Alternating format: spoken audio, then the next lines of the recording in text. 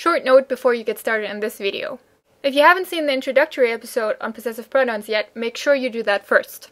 I will assume that you have all the information and terms that I discussed in that episode. Hallo Leute, ich bin Katja und ihr seht Deutsch für euch.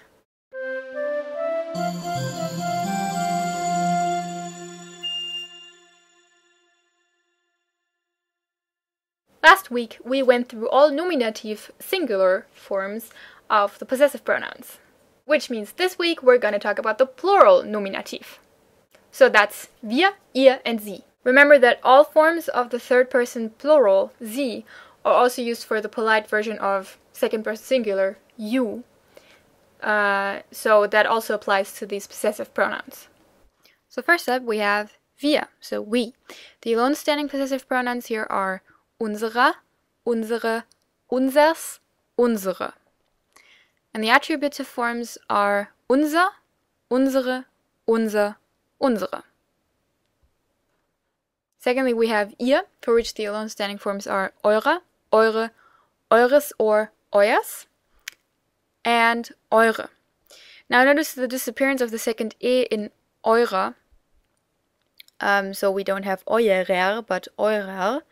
For the neutral version, these two variations that I listed here really depend on personal preference. So the one with the e before the r is the more colloquial one, but it kind of depends on the region the people are from and also how fast you speak and everything. So the first one is the, let's say, correct one because it follows the pattern, but the second one is, you will hear it used.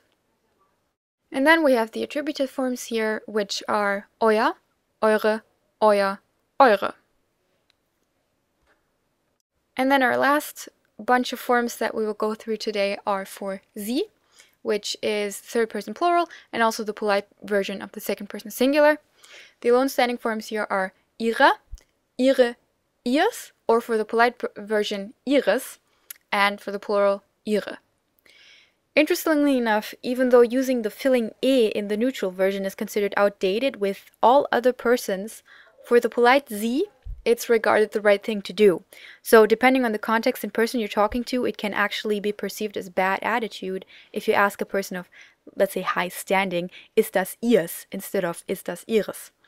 You won't get in trouble for it, and it doesn't matter that much in everyday situations, but you might want to watch out for it in a professional environment or if you depend on the person's opinion of you. And then secondly, we also have the attributive forms, which are ihr, ihre, ihr, ihre. Make sure that you remember here as well that in writing, the polite version is spelled with a capital first letter, like always. So now maybe as a little recap for the nominative, since we're wrapping that up today, for the attributive forms, so the last two columns on this chart, meaning the form that always goes with the noun, you may have noticed that there are only two options for the endings, which are the zero ending or an e. Remember that if you ever go crazy about it, it's always a switch between zero ending e, zero ending e. And that's it for today. Your random word of the week is der Spiegel. Bis nächste Woche. Tschüss!